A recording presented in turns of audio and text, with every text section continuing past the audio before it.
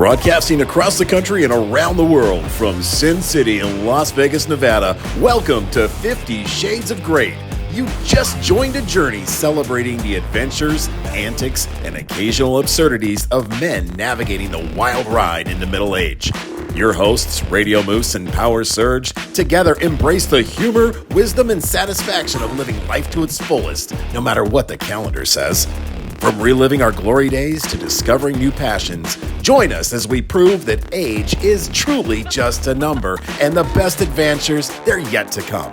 So grab a seat, pour yourself a drink, and let's dive into laughter, camaraderie, and unapologetic fun as we dare to live on 50 Shades of Great. Welcome back to another episode, 50 Shades of Great, Dare to Live. My name is Moose, I'm your host. Accompanied here by my co-host and executive producer, PowerSerg. How you doing today? We doing good? We're doing great. Well, here's the problem. We're going to talk about something that you said. Nobody can convince you. You're not going to do it. You're 50 years old plus. You don't give a shit. Nutrition. Well, I'm not doing an episode on nutrition. Hey, I wore my Charger. So here's the thing. Now that we're in football season, I just moving to Vegas. I just had to represent. So now that we're going into the real season, I'm representing. Even though a couple weeks ago, Joey Bosa's hurt, Justin Herbert's hurt. I tell you what, being a Charger fan, I've said this before. Those are football players? Yeah, those are football players. But being a Charger fan, dude, I am so good with disappointment in life. Like every time I get let down, it's amazing. I'm ready for it. You want to learn good mental health? Become a Charger fan. You'll get used to disappointment. I love it. But it's true. It sucks, but it's 50 true. Shades of disappointment. Absolutely. But anyway, I had to represent, in Vegas. Nutrition, had to really. Well, yeah, we're going to talk about nutrition. The fat boys are going to do the... Fat boys are back. We're going to talk about nutrition. Right. Because I tell you what, we have this challenge going right now where hopefully I'll still be wearing this jersey instead of the one with Crosby on the back of it, which would be horrible. For a month. Or he'll be wearing a Donald Trump shirt. So... Yes, I will be. You will, because you're going to lose. But anyhow, nutrition, it's an important part of men's health. As we get older and as we go in to live our plus 50, where we're starting at, we're not retiring, we're just being born. And nutrition is such an important part of that. To talk about that today, we're going to bring on a guest. He is a CrossFit champion. He's got a health and wellness app that actually has you compete with yourself. And the guy... I like it. Daily eats donuts and drinks tequila. Adam Riggs-Zeigen, welcome to the show. Okay, so that's it. I'm telling you. Daily. Oh, shit. The only reason that you're on this show is because Bobby convinced me that you can run marathons while eating donuts. And I have to have the guy who does that. So tell us, before we get to anything else, how do you eat donuts and run marathons? Well, I appreciate you guys having me on, and this is cool, man. This is really cool opportunity to share with you guys. And so here's the reality of it, right? Like, you don't run marathons and eat donuts at the same time. Like, I'm not burst your bubble on that, right? But here's the thing: you can eat donuts, and you can run marathons, and you can have 10% body fat. All that is possible. If I started 20 years ago, right? Based on what? It's possible based on what? Based on where you're investing your calories, right? So here's the thing. Here's the thing most people don't realize. Most of food is pretty average. Like, it's pretty basic. Like, the whatever dinner you're going to have tonight, it's going to be kind of meh, right? Like, it's going to be average. Don't invest anything into that, man. The potatoes that you may get with the thing, the fries are average. Skip that. You don't need it, right? This is my whole thing, right? Like, just get rid of the average food. Keep it simple.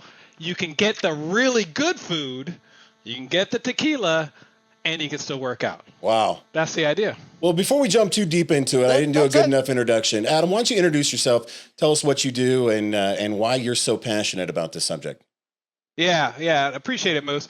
So I'm a health and wellness nutrition coach. I help people in their 30s, 40s, 50s get into the best shape of their lives, help them look good naked, and I do it. Buddy. Yeah, hey, listen, man. Let's be real. That's why we're here, right? Absolutely. I don't know. I feel like I look like a god naked anyway, so what does it matter? Yeah, Greek god sitting on one of Greek those. god. The question is, do other people Rodan. agree, right? Like, I'm going to give you a Rodan, right? there you go. And I do it through, I've got a really interesting background coming into the space. I was a computer scientist by trade. That's what I did in undergrad. I went to graduate school, so I have the business mind aspect. I love numbers. I love calculating. I think I love spreadsheets. And I put all that into health, wellness, and nutrition so that people can understand how to best fuel their body and understand they're fighting against billionaires. What is Your it? nutrition is literally a fight against billionaires. But what does that mean? What do you mean? What does that mean? So you guys familiar with Nestle? I'm guessing. Just, Absolutely, yeah. Take a look. Wow, what an asshole. What a dick. I've known this guy for a long time. He's always been a dick. So Are you familiar with Nestle? Yes, I'm here's what's familiar with crazy. Nestle. They spent $2 billion in R&D last year. wow. $2 billion to figure out how to make food addictive for you. Have you guys ever heard of the bliss point? No. The bliss point is the combination of fat, sugar, and salt that makes food addictive on the level of cocaine and heroin. Wait. You're comparing a chocolate bar to cocaine? Dude, they are engineering these things to keep you hooked. That's the thing. That is what we're fighting against when we do, and that's why I'm so passionate about this. Aren't they engineering things to keep you satisfied and to enjoy it? No. They don't want you satisfied. What happens if you're satisfied? They want you to buy more. Yeah, why? If you're satisfied, you don't want more. But at least it tastes good. Supersize me. So yeah. But anyway, one of the issues with nutrition, and I made on the fitness show, one of the shows, I said I'm 53 years old.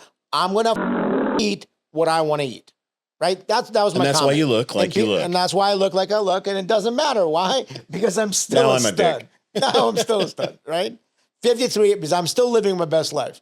Because some of it is mental fitness, some of it is physical fitness, and the combination of the two. But one of my problems with nutrition is every time I think I hear something that I like or don't like, we go, eggs. Remember when eggs were bad for you, right? Then they increase your were good for cholesterol. Then they were good for you. Then you just take the yolk out. Then they said, oh, no, you can eat chocolate, but it has to be dark chocolate. And I just read something that dark chocolate is actually bad for you now. So what is it, right? When are we going to figure out what it actually is versus what somebody tells us it is? Yeah, how much of nutrition is just noise? I remember back, Michelle Obama came out with, she redid the garden. Yeah, she redid the garden and then changed the triangle into the circle. And where the hell? I just disappeared. It was this guide that we were going to put out. We were going to invest money on being healthy, and the world's like, oh shit, don't get healthy. Like Michael Sartain said, we don't want powerful, strong men. Let's give them candy bars. No, but I mean, on a serious note, at what point, who do you listen to when it comes to nutrition? Who do we listen to? So there's a reason all that information exists, because at the end of the day, each of our bodies functions a little differently, right? And so, for some people, this may be good, and for some people, this may be bad. Some people, I work with clients, and I'm like, have some dark chocolate. It's fine. For other people, because of how they react to treats, I'm like, you can't have that because it's going to trigger in your brain, you're going to, just get a little, and then you're going to want more and more and more. So, it has to be individualized, right? And my whole approach to it, and this goes back to kind of my business training, is you have to look at yourself as the experiment. Other people have said this, right? You got to figure out what works for you, right? So for me, I know I can eat a donut every now and then. I'm not talking about eating every day, but every now and then. You solved this wrong, dude. His goddamn IG name is Fit Donut Lover or something like that. I love donuts. It's true. It's true. But no, seriously, this is all about figuring out and approaching it with an experimentation mindset of what can work for you. I know for me, my other, one of my big things is onion dip. Man, I've loved onion dip. I love me a good onion dip. Oh, yeah, now you're talking. Or a good guacamole. My weakness is guacamole. Can't do it. Can't do it. Like, I know for me, I like, if I have one, I'm having 50, and that's not going to work, right? Like, I can't do it. It's like the Pringles thing. So I just found out Pringles isn't even goddamn chip. Did you hear that? What is it? There's not it's enough a chip. It's no, there's not potato. actual Potato. No, there's not actual enough Well, it's still potato a in it. Well, it's not a potato chip, but it's a chip. No, it doesn't qualify as a chip because there's not enough pure potato. It's a look this shit up. It's true. It broke my heart. I'm a Pringles freaking but junkie. Physically, it's a chip. It might not be a potato chip, but it's a chip. You can't call it chip. Something. So what do you call it? Google it. So what do you call it? You call it crap in a can, apparently. That's what it does to your body. So Eric, so nutrition. So we know about calories, right? You talk about like things that get cravings and a combination. Yep. By the way, the combination of fat, sugar, and salt sounds delicious. Jinx. It is, yeah. They're taking advantage of you, man. That's what they're doing. They are taking your freedom from you. Is what it is. Like, that's another way I look at it. So is it calories? So for a while they were like, oh, it's got to be low fat, and then no, low fat is bad. It's got to be low sugar. And so low sugar, no, you don't need that. You don't need keto. It's just calories in versus calories out. What is it? I'm going to be very straightforward with you. It's calories in versus calories out. That's it. But the problem is, how do you feel with those calories? Like, there was a study from 2010. A guy at University of Kansas went on an 1,800 calorie Twinkie diet and lost weight. He felt like shit, but he lost weight, right? So it's all possible. Didn't Atkins die of a heart attack? I don't know. But that's a good point. But so it's calories. So what's the other thing they used to call it is like how much of fat, what do they call it? Macros. Macros. So macros is all bullshit. I like on my Under Armour. Listen, it's like what can you sustain, right? Because there's no silver bullet. I know, I'm sure Ozempic has come up. I listened to that episode. Like, okay, maybe it's a silver bullet as long as you keep taking that pill. But but hold on. Well, let's talk about Ozempic, right? It's an appetite suppressant, right? It makes you eat less. And by the way, this is somebody who's been fat all of my life.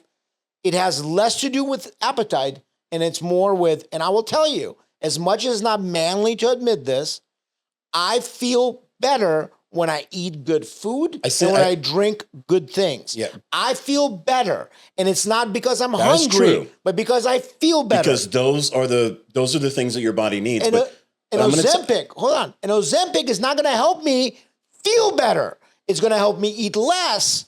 And if I control what I eat, it will, I'm sure, help me. And then you get off it, you're going to be a fat ass again. Oh, of course. But even on Ozempic, if you continue to eat because you want to eat, not because you're hungry. And by the way, I eat because oftentimes I'm not even hungry. See, I don't buy that whole. Hey, let's get into that. Why? Why do you eat when you're not hungry? It just feels like I am a habitual snacker. There is a huge psychological element to nutrition and eating too that Ozempic can't touch. Yeah. And I've been reading up on that. But Adam, I want to call something out here because I'm gonna call him a simp to a certain extent because we're talking about calories in, calories out. I think we're gonna do MMA. We're gonna do an MMA show in a little bit. We'll do an MMA. We'll roll. I got you.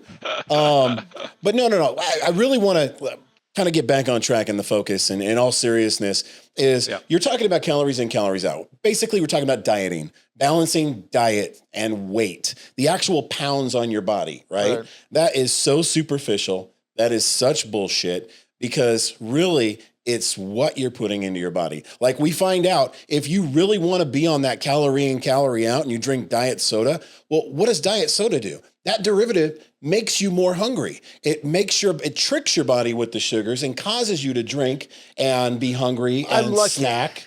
I'm lucky. The one thing I never got into, right? Soda's horrible. Or in the last 10 years is soda. Soda's horrible. That's like the first thing I target when I work with people. It's like, are you drinking soda? Okay, stop. Like, just don't do it. Yeah, you got to get over that. If you can cut out soda and beer, but if you can cut out soda and beer, you can get a long way, and it's worked for me. Or just keep the beer to one day a week, right? Like, enjoy it. What about tequila? Is tequila better for you than beer? I heard tequila is like It's like a superfood. Tequila's not a superfood. Tequila's alcohol. Yeah. I mean, like, it just, I'm going to start carrying a bullshit flag in here, and I'm going to start throwing it every time you open your mouth. Can we, like, throw a flag, like, right? Yeah. So, Adam, back to what I was, the road I was going on, and my point was, can you talk to us about clean eating and what it means to eat clean? Absolutely, right? So once you get into this idea of calories in versus calories out, then you think about, okay, well, how does the food I eat make me feel, right? And so once you start to have more Sergio's point. Protein, right? Like you could do the Twinkie diet and you'll feel like shit, but you could lose weight. But so the clean eating is all about how does it make you feel after a meal. Right? Think about when you've eaten like a heavy carb meal, right? Like you just feel weighted down, you feel bloated, you feel like, this is kind of fucking gross. You eat like a nice steak and have some vegetables and you're like, yeah, I'm full, but I don't feel gross, right? Like that to me is the key about clean eating, right? Like you are eating things that are fueling your body, that are enabling you to do all the other things that you want to do. Isn't it also true though that those are foods that are gonna be good for digestion? They're not going to affect your liver, your kidneys, stuff like that. Because I mean, literally, I could go on a tequila diet, but I'm going to die of liver disease. But is clean eating just eating things that are good for you, or is clean eating non-processed food? So I always thought that if you eat clean, it means that you're eating sort of food that it hasn't been heavily processed. So like you can have agave sugar, or you can have cane sugar, or you can do... Or like a chicken without antibiotics and, Yeah, is that clean eating, or is clean eating just means that you're eating vegetables versus eating Twinkies? Yeah, I mean, technically clean eating is non-processed foods, right? But like...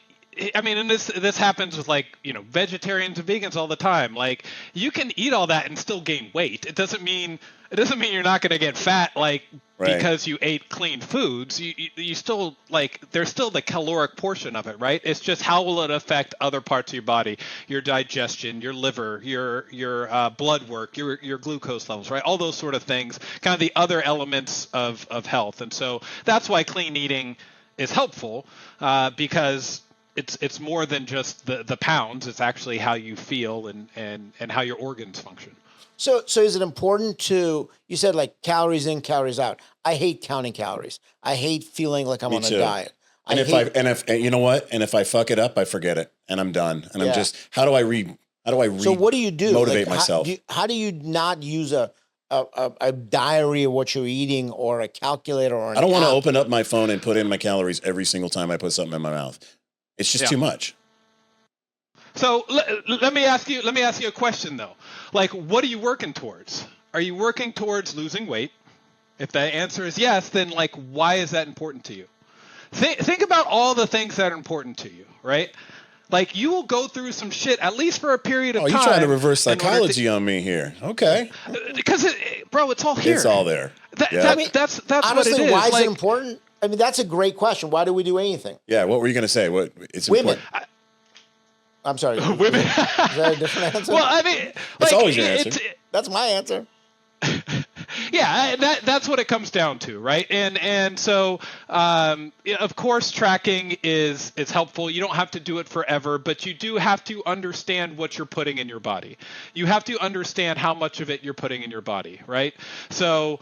But I work with people who are like, I'm not going to track. I'm like, okay, well then we're going to go keto, because if you don't want to track, honestly, it's going to be really hard to get full or to overeat when you're eating proteins and fats, right? But if you really don't want to cut out carbs, I mean, there's only so many ways to do this, right? Like, you're going to have to restrict something. So what you said is interesting. So there's many different ways to get to the right result. And what you're saying is that if you don't want to count calories, then something like keto could still work for you, where you can eat until you're full, right? And then once you're full, stop eating. But the biggest challenge for me is that I feel good when I eat. And it's not even that depending on what it is that I'm eating, right? When I sit down at my desk and when I start working, my first instinct is to reach for something to snack on. Same. And I don't understand why that is. I don't get it. I'm not hungry. Same. And I have a jar of almonds there. I try and do the clean eating. I'm trying doing healthy, almonds. but then the calories that go into that are so. Adam, you bring up a great point, and that's competing priorities, right? So we can't have our cake and eat it too, per se.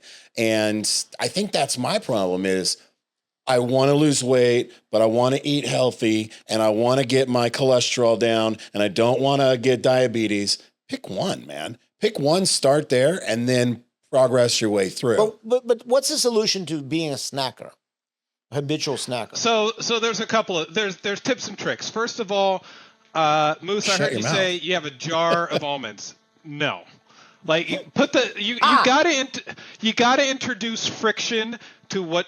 I'll introduce friction, all right. What's that? That's later, though. That's after I'm done working. Put the jar away. Like, you want some almonds? Like, get a handful. That's a quarter cup. That's 170 calories. I'm a nerd. I know these things. And, like, put it in like I have literally a dish. When I get a snack, here's what I'm putting it in here. Portion and that's control. What I'm eating. It's portion control, but it's also like, if I finish this and I still want some, I got to go, like, to the kitchen. I got to get up from my desk. Make it difficult. Fine. I'll just I'm past it, right? So I should make it difficult. Yep. Sparkling water, right? Sparkling water is a great appetite suppressant. You drink like a LaCroix or whatever, like it's going to help you feel full and address the snacking. Gum. Does it I use Alka-Seltzer. Does it? I'm old, man. the plop plop fizz. Yeah, that'll make you stop eating. Yeah. But what else? You said something interesting. So sparkling water, does it hydrate you as well? Or is it because it's sparkling, it's not the right hydration? Yeah, I mean, it's water, right? So, like, beer's water too, but they say it beer dehydrates hydrates you. Like, it's 95% water. But how does it? But everyone tells me it dehydrates me. If I have too much beer, it dehydrates. So what is the truth there? So look, you have too much. You're gonna pee it all out, right? Like that's the thing. You end up peeing it all out.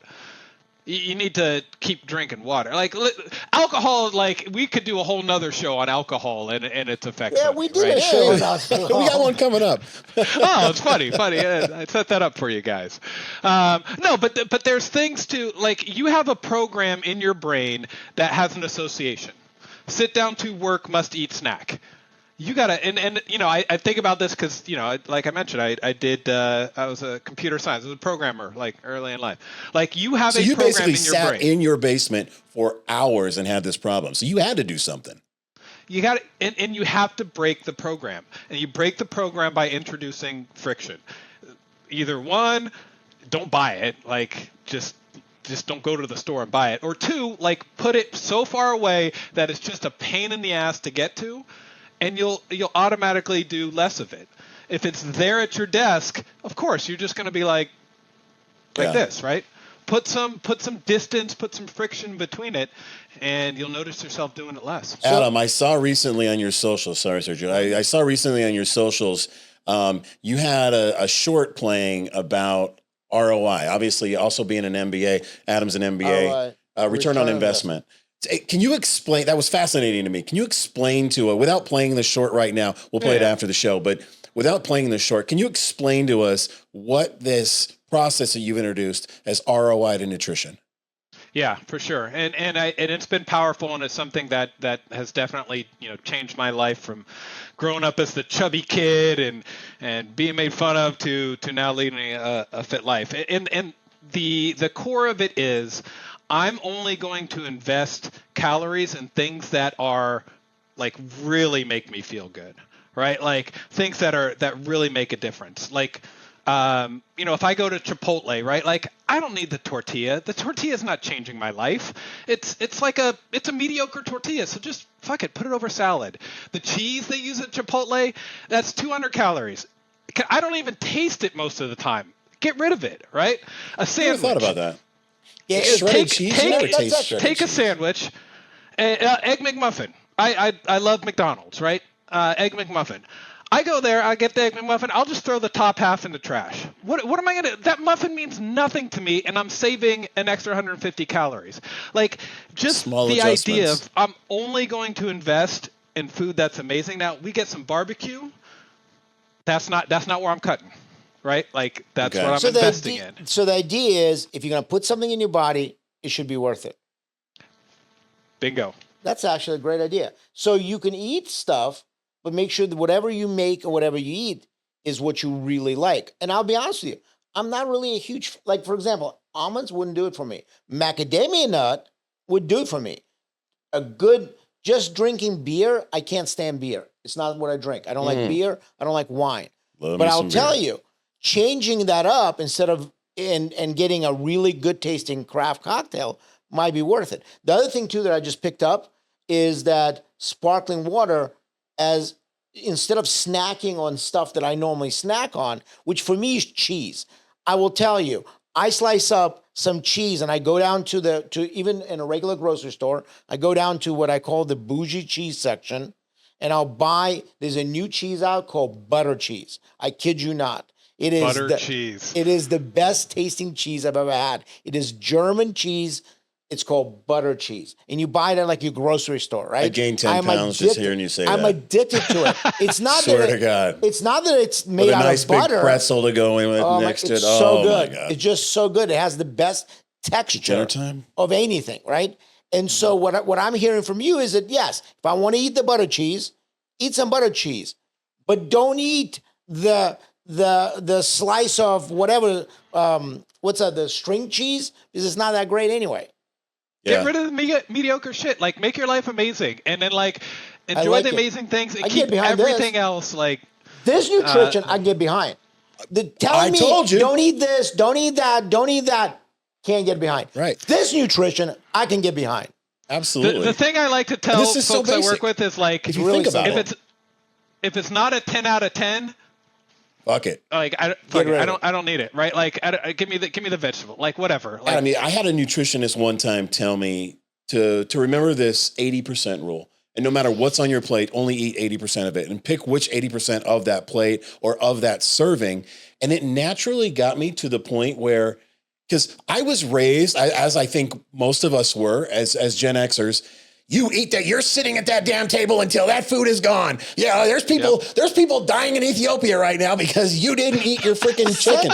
Send them to Greenpeace. man, I remember hearing that. Right? Yeah, absolutely. Right? Yeah.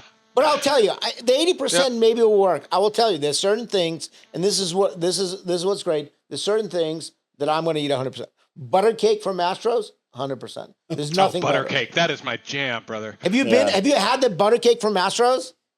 I haven't had it from Mastro's, but You it experience is my it. favorite dessert. I mean, like butter cake, hands down. Butter cake from Mastro's, the foie gras lollipop from Bazaar Meats, and this will sound insane, but the griddled muffin from a place here in Vegas, they sell Peppermill.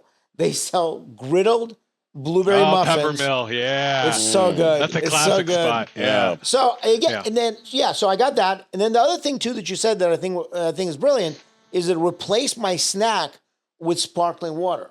So let me.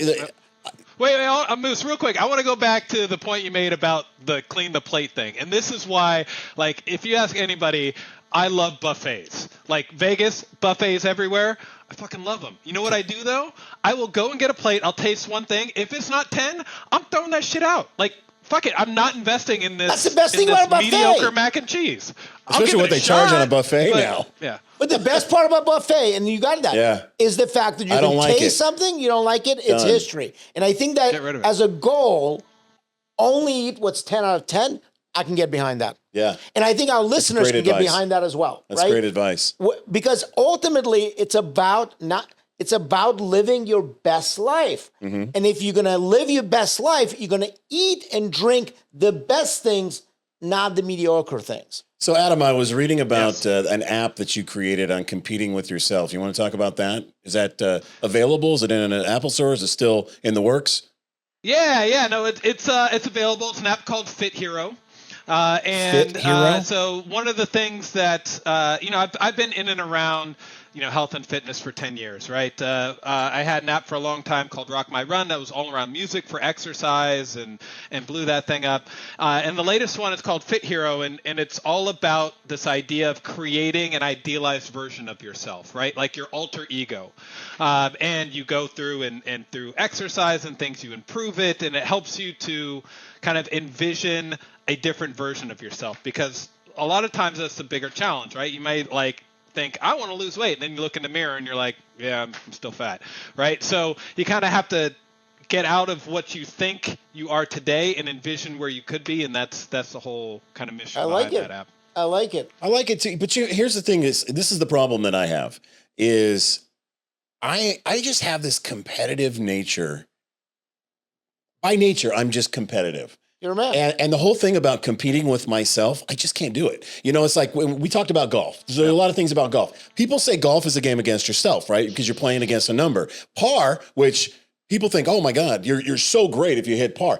What does par mean? Average. The average person who does this should hit this score in the 70s. That's the game where the little thing. Yeah, with the little, I am Mr. Athlete over here. Mr. Athlete. I mean, meanwhile, he's got all these medals back here in the office. Yeah, look at it is that. impressive. While eating donuts.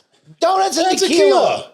It's possible, man. Going back to that real quick, and I know we got to wrap up here, is I have a hard time competing against myself. I have to compete with others. Serge and I we're in this competition that we're going to be starting. I think in a couple of weeks, we're going for our weigh-in with Eric. I almost called Eric Adam now. And maybe it's because I know both of them, and that's why. Yeah. But we're gonna go weigh in. We're gonna go on the in-body machine, get a full analysis of how much body fat percentage. Yeah, body fat percentage, how much water storage we've got going on, how fat we are. We're gonna do measurements, and then we're gonna have this competition. But that's the stuff that I need. Does the app allow you to actually compete with others, or is it all just with yourself? Today, it's just all with yourself. Okay. With the thing we have to figure out with others, especially in an app, is cheating, right? Because you would be amazed how much people on an app will just fucking lie, right? Like they'll just be like, I won just to win. So we still got to figure some of that stuff out and ensure that we get that dialed in before we release it. Because there's nothing worse than competing and feeling like the person's cheating, like who you're going up against. Oh, that never happens in America. If you're not cheating, you're not trying, brother. Patriots, man. Come on, you're a San Diego guy. Talk. The Dodgers, me, come on, or not the Dodgers, the Astros. What's that? Oh, the Astros. Well, so I'm a Miami Dolphins fan, and the Patriots are just like, fuck those guys. Yeah. Belichick, all that. Cheated against us. But Adam, really appreciate you coming on the show. Why don't you tell us how we can find you, where your socials are, how do we get in touch with you? I know you're a personal trainer. You do it remotely, so people don't even have to come into a gym. You could, of course, if they're local to you in San Diego, meet them at a gym. You're going to sign up you're going to start working out with Eric, and I'm going to be doing remotely with Adam. Hey, I like that. You're going to be my man. Adam's going to be you know why? Because I can eat Twinkies and drink tequila and do marathons. Eric is not going to let me drink tequila. Nope. Adam's going to let me drink tequila.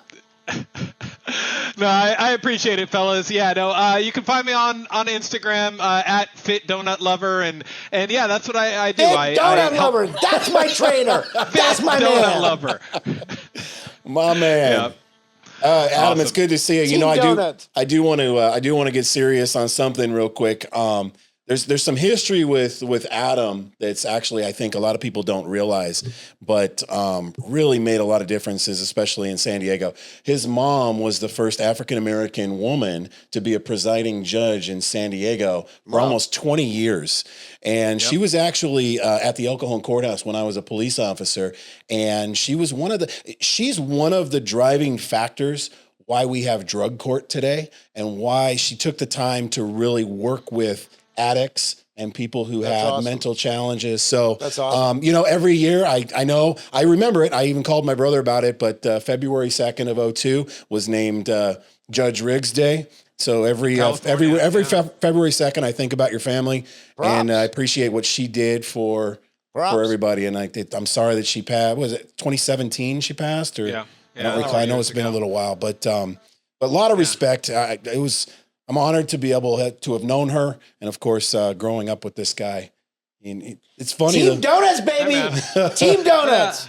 No, I really appreciate that. That means a lot. I don't always know kind of the lives that she touched, and she dealt with a lot, being the first of something for 20 years. So that really means a lot. That yeah, and the reason I also say that is I was recently in San Diego, at a law enforcement get together, and her name was brought up in regard to drug court, and when in the last. She stepped down from the presiding judge of the alcohol court and actually started up the drug rehabilitation court. So that's awesome. Yeah, it really is. Awesome. So props to your mom and rest in peace. Thanks, man. I really appreciate that. It means a lot. All right. Well, we're going to get healthy. We're going to go out and, in fact, would it be too much for you to drive up to Murrieta when we do our weigh-in? When we schedule that to Eric's. Where are you? Are you in San Diego? Yeah, I'm in San Diego. I'll come down to San Diego and visit you. Yeah, so we're gonna go out there. We're gonna do the weigh-in. Serge is gonna sign up with you. I'm gonna sign up with Eric. So then that'll be. You know what? Now here's the interesting thing. Here's the call to action. Donut. Here's the call to action. What's the competition? What is on the stake between those two? I don't know. Oh man, I'm gonna follow him. I mean, I will we'll have to come up with Eric's that. gonna We'll watch have to this come up going, with what the that. hell are you doing? What did you just get me into? It's bragging rights, right? No, and then the call to action is again, there are people in your community that that are nutrition coaches. If you need help with nutrition, if you need help with personal trainers, right?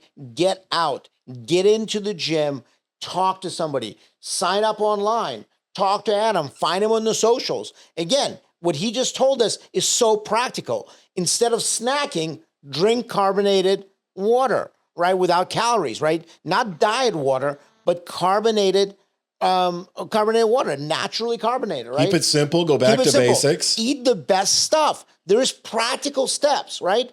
Get out. There's a call to action. Get off the couch and get into the gym and start walking. Because I'll tell you, if all it matters is calories in and calories out, then the more calories out, the more I exercise, and the more that I walk, and the more that I get off the couch, the more I can eat. The more donuts Why do you think and I work tequila. out so much, man? So I can eat. It's a beautiful thing. It is. But nutrition is very, very important. And it's something we all do. And hopefully the call to action, you're going to think about the next time you pick something up. If it's not a 10 out of 10, let it go. Move on to the next thing. Throw it away. Absolutely. Throw it away. Love it. It's been great. Adam, thanks for joining us today. This has been the Nutrition Show. Hopefully you're going to go out there and eat healthy because we're going to be watching you. We're going to go have the best day of our lives. You go have yours. Have a great day. The show doesn't stop there. Join the movement on IG, 50 Shades of _great, or go to our website, 50shadesofgreat.com.